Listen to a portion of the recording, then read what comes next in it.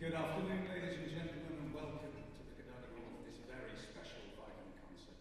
Please welcome on stage your conductor for this afternoon, the award-winning composer, Debbie Wiseman.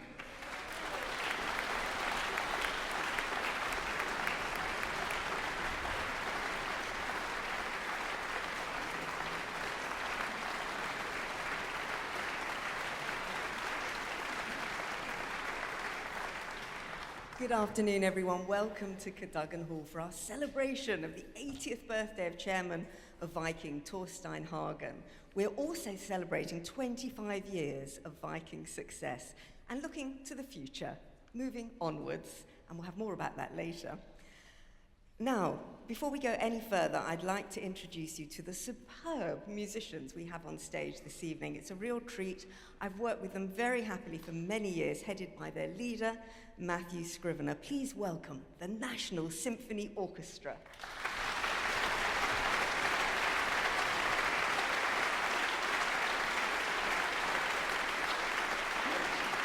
Thank you. I'm very proud to be a part of the wonderful Viking family, as we all are here. Our friendship goes back to 2016 when Karina asked me to compose a new theme for Viking. I visited Paris and had a lovely time on a river ship and positively luxuriated on an ocean ship in Barcelona. These were purely for research purposes, you understand. And out of these wonderful times came the new theme, The Traveller, or to give it its proper Norwegian name, Den Reisende. You've probably heard it if you've been on any of their long ships or river ships, you'll have heard it in their adverts as well. And I recorded this piece with the wonderful National Symphony Orchestra at London's legendary Abbey Road studios.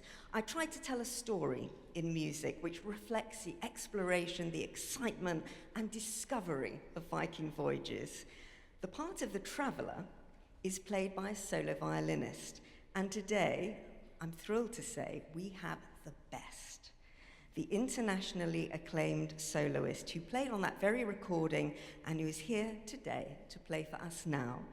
Please welcome the wonderful Jack Liebeck.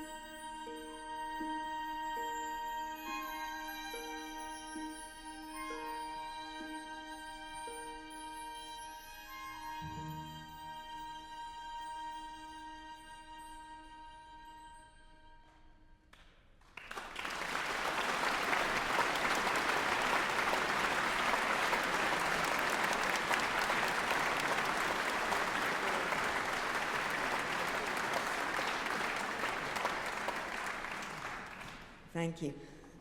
The Venetians called the composer of our next piece Il Prieto Rosso, the Red Priest, and indeed Antonio Vivaldi really did have bright red hair, and he was a priest, albeit a not particularly conscientious one, but setting his personal life delicately to one side, there can be no doubt about his place in music history.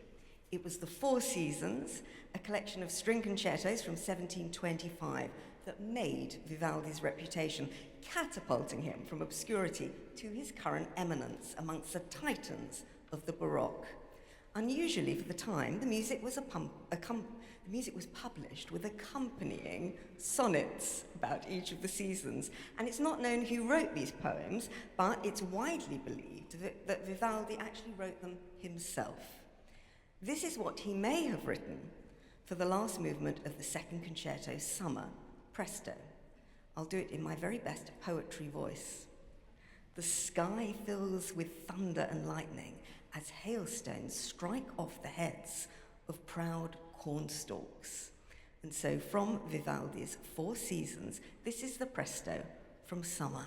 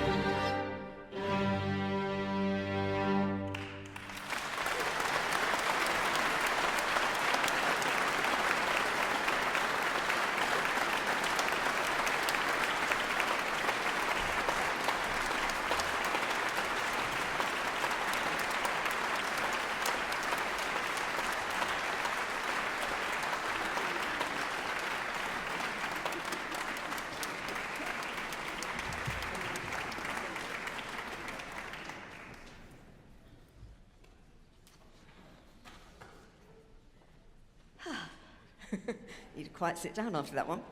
Anyway, the coronation of King Charles III is only 3 weeks away now, and the anticipation is building.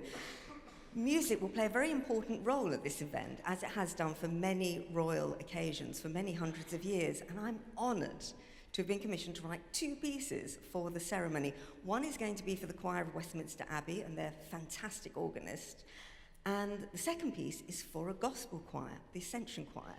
And it's the first time that a gospel choir has ever performed at a coronation, which is very exciting. So listen out for them at the service. And in fact, tonight on Classic FM, once you get home from this concert, if you feel like even more music, tune into Classic FM, 9 o'clock, music for coronations. And I'll be looking at the music that's been composed for coronations through the centuries. One of the most dramatic and memorable royal occasions was in 1717, when King George I requested a concert on the River Thames. The king sailed down the Thames on the royal barge, followed by another barge carrying 50 musicians who performed Handel's newly composed water music. Many other boats and barges joined in the procession, making it a kind of impromptu river pageant. Handel's score is jauntily life-affirming. It's exactly the type of music you would like to waft you down the River Thames if you were a king with the weight of government on your shoulders. The king enjoyed the music so much, he asked the musicians to play the suites 3 times over the course of the trip down the river. Well, we're going to do it just once. This is the Aller Hornpipe from Handel's Water Music Suite.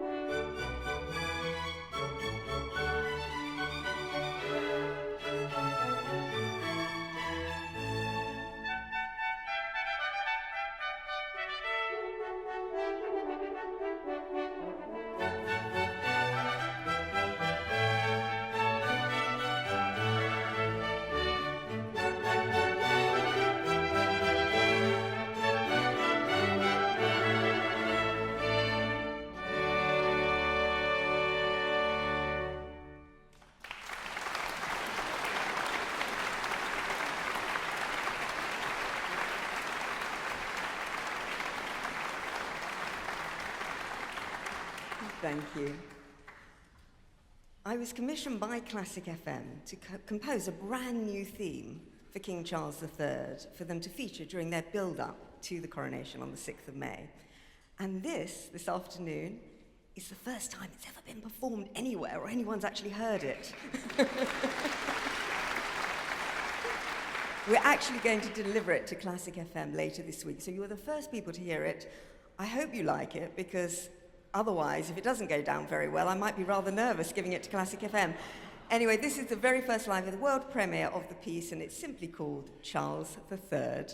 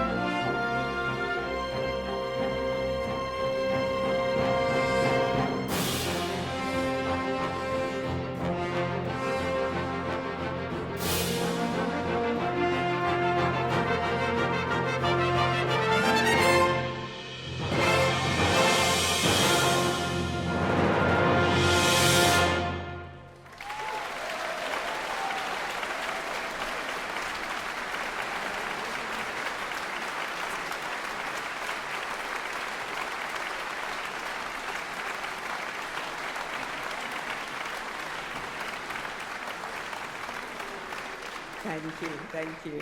Is it okay to give to Classic FM? Will you be happy? Hooray! Phew. It's always difficult when you sort of, it's like giving birth, you know, giving the piece to somebody for the first time. Not quite as painful, but anyway. In 1874, Bedřich Smetana began to lose his hearing, and within a few months, he grew profoundly deaf. Although he could no longer perform music, he could still write. And he immediately plunged into composing the first two movements of Mavlast, My Country, and a second of Latava, the Moldau. His inspiration came from this Bohemian river that flows north through Prague on its way to join the Elbe, which in turn flows into the North Sea. Smetana describes two brooks that join a stream running through forests and meadows, and a lovely countryside where merry feasts are celebrated.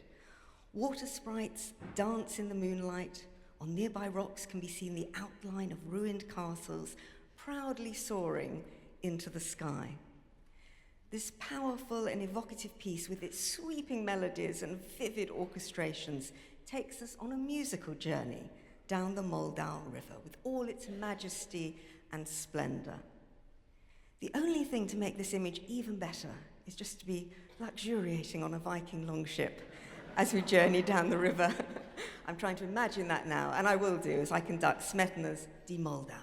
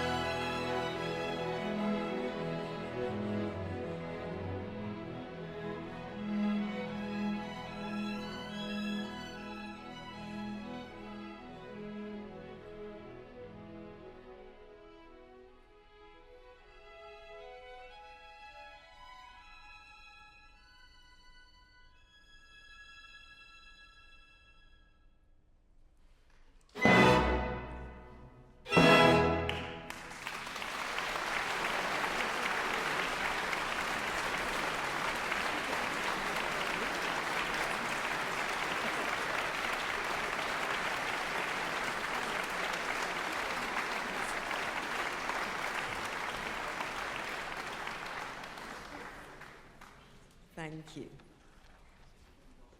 We have an interval after this piece where you can go and enjoy, hopefully, some Viking treats.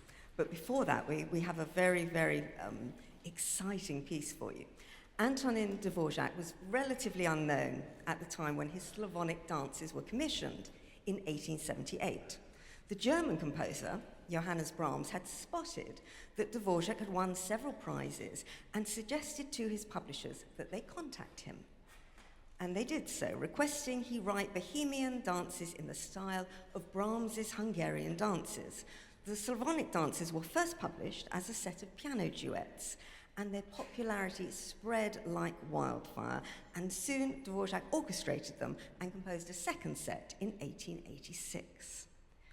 Dvorak's lifelong passion was the Czech national folk tradition, and while he wrote a lot of Czech-sounding compositions, in fact, he hardly ever used any actual folk melodies in his music. He was a kind of magpie. He would steal elements from his native musical heritage, often the rhythms, but he would write the melodies himself. This fiery energy and rhythmic drive of Dvorak's Slavonic dance in G minor, with its irresistible melodies and infectious rhythms, is a real testament to the power of Slavic folk music. This is Dvorak's Slavonic dance.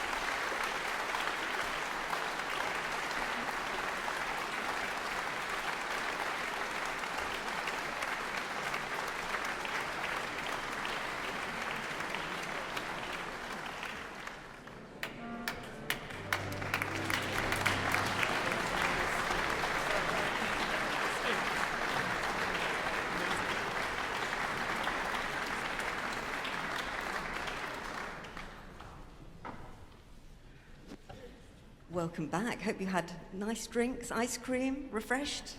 Good. Well, you certainly look like you have. You look happy, which is lovely. Now, in the spring of 2017, I was invited by Viking to Koblenz in Germany to be given the most wonderful honor. I was made godmother of the river ship Viking Harrier, and I got to smash the champagne against the side of the ship to christen her. Honestly, I felt like the Queen. It was wonderful. And I've worked with Viking on lots of exciting things since then. I've been on Viking.TV talking about music, and I also recorded a light-hearted series a couple of years ago called Viking Voyages, written by our principal cellist here. So it's so if you head to Viking.TV, you will find it. And our latest wonderful adventure together is a piece I composed to celebrate the 80th birthday of Tor Hagen and the first 25 years of Viking. Sadly, they're not with us this afternoon. They got stuck in just in transit, traveling. But this piece was written for them, and of course, because of Viking.TV, and we're filming it today, they will be able to watch it very soon. You're here live, you know, you're hearing, I mean, you get the great seats, but they will be able to watch it later on Viking.TV. And I was asked to write a new piece to celebrate his 80th birthday, the first 25 years of Viking, while I was also looking to the future and the new exciting routes opened up by Viking, the new ships, the new voyages, all just waiting to be experienced. And Viking is, as we all know, the world's leading exploration company with many awards, loads of awards over the last 25 years. And so the chairman was asked, what do you do when you reach the top? And he replied just very simply and succinctly, you go onwards. And so that's the title of this new piece that we're about to play for you now for Viking. It's called simply Onwards.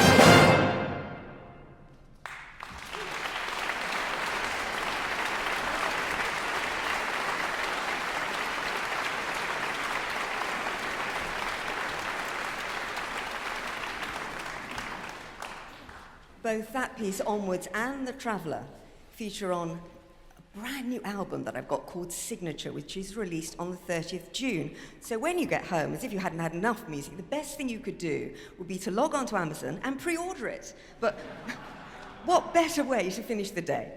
Anyway, in 1829, Mendelssohn set out on a tour of the Scottish Highlands, and Fingal's Cave, 76 yards deep and 66 yards high, occupies the southern coast of the little island of Staffa, 7 miles off the Scottish coast, and visitors are drawn to the purple-black rock columns at its entrance. And Keats wrote about it and said, "For solemnity and grandeur, it far surpasses the finest cathedral." And Mendelssohn was said to be particularly mesmerized by the weird echoing sounds which were produced within the cave, and he composed a score inspired by this place. The work went through several incarnations. When Mendelssohn completed the first version, he titled it Overture to the Lonely Island. And later, another autograph score was completed, incorporating lots of adjustments and boasting a different title, The Hebrides. But he wasn't yet satisfied with what he composed, so in 1832, he presented another autograph score to the Philharmonic Society of London, this time called Overture to the Isles of Fingal. The opening depicts surging waves, which then develops into a storm. Mendelssohn wrote a concert piece of enduring popularity, one so finely crafted that it would not have been out of place as the first movement of a full symphony. This is the wonderful Mendelssohn's Fingal Caves Overture.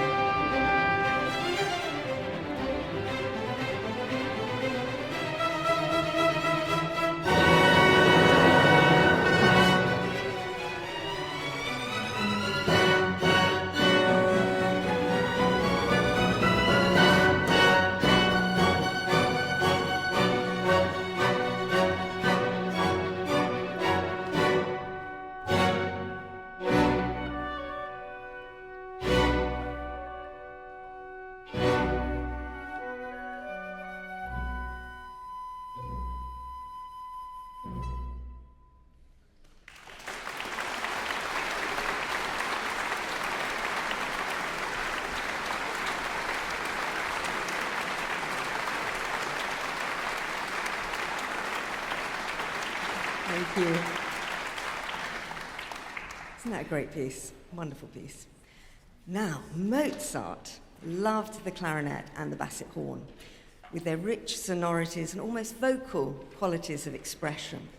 Late in his all too brief life, he came to appreciate these instruments through the artistry of the clarinetist Anton Stadler. Stadler belonged to the same Masonic lodge as Mozart, and he became one of the composer's closest friends. So close, in fact, that Mozart lent Stadler money when he didn't have very much money himself. It seems that Stadler was, shall we say, less than honourable, and the final accounting of Mozart's estate revealed a sizable unpaid debt owed to Mozart by Stadler. But despite Stadler never paying him back, Mozart still enjoyed his company, and he wrote some wonderful works, especially for him. It's very kind of him, really, under the circumstances. But the Adagio from Mozart's clarinet concerto is gentle, it's reflective, hushed, it's almost prayerful. And we're delighted to perform this piece today. It's one of the all-time favourites of Viking Chairman Torstein Hagen, and in performance, it requires musicianship of the very highest quality. Luckily, we have the very highest quality here today. We have with us one of the world's finest clarinetists, and we're thrilled to welcome him here to Cadogan Hall today. Please give your warmest welcome to the very brilliant Michael Collins.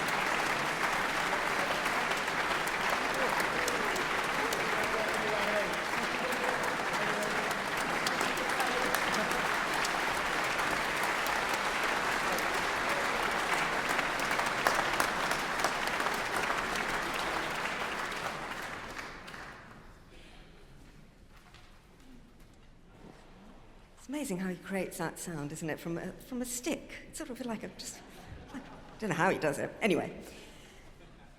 It's a shame, really, that our next composer had to wait for his father to die before he could embark upon the career he'd always wanted. But as a child of the nobility, Mikhail Glinka was forbidden to enter the profession. It was considered beneath him. Instead, when he left school, Glinka went into government service with the glamorous job title of, wait for this, Assistant Secretary of the Department of Public Highways. And when his father died in 1834, he left all that behind and he threw himself into composing. His first opera, A Life for the Tsar, met with great enthusiasm at its premiere in 1836, and Glinka quickly set his sights on a second opera based on the fairy tale Ruslan and Ludmilla by his friend Alexander Pushkin. Glinka hoped that Pushkin would draw up the scenario for the opera, but that possibility ended, sadly, when the poet, only 38 years old, was killed in a duel in 1837. The overture to Ruslan and Ludmilla, it's very hard to say that, the overture to Ruslan and Ludmilla is perhaps Glinka's most performed work. It's an exhilarating roller coaster ride.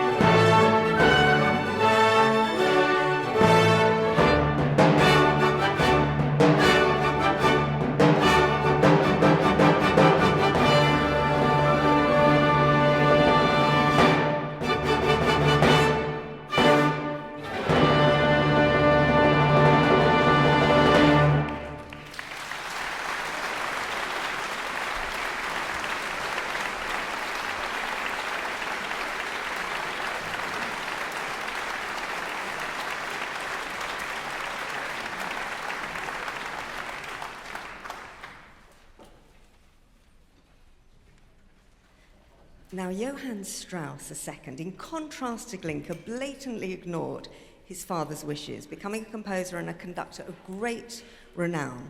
In the 55 years of his musical career, his output was absolutely prolific. He wrote over 550 works, as well as waltzes, polkas, quadrilles, and other dance music. He wrote marches, and for the stage, he composed 15 operettas, 1 opera, and an unfinished ballet.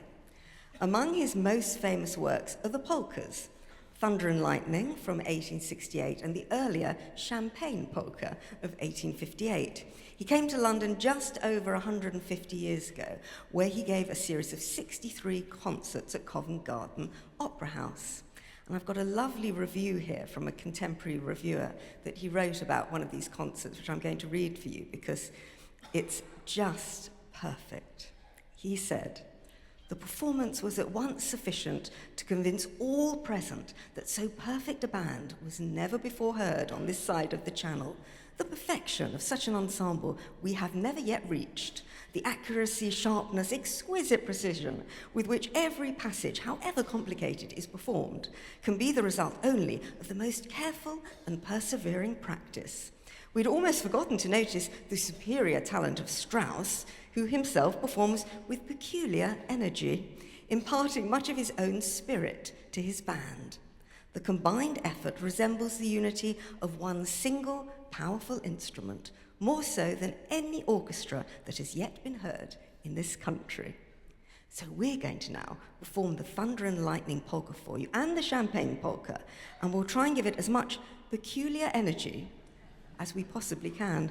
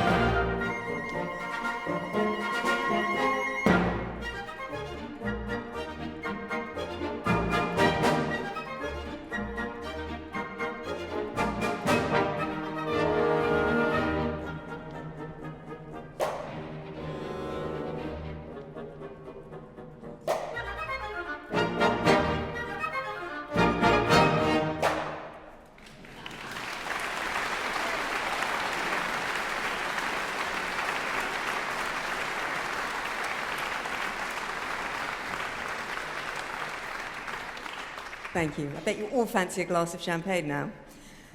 Now, we're going to end this afternoon's concert, with Strauss's famous Radetzky March, which actually presents an opportunity for additional audience percussion. Now, this is very traditional, and I will guide you as to what to do. It's really simple. If you need to be piano, which is, for quiet, I will go like this. And if I want you to clap loudly, it will be a big gesture like that. So it's really easy to, and if we do it really well, we have something very special to follow this. So it's not exactly a test or an audition, but it's heading in that direction. So this is the famous Radetzky March with the glorious Cadogan audience, the Viking percussion. I think we'll call it Viking percussion.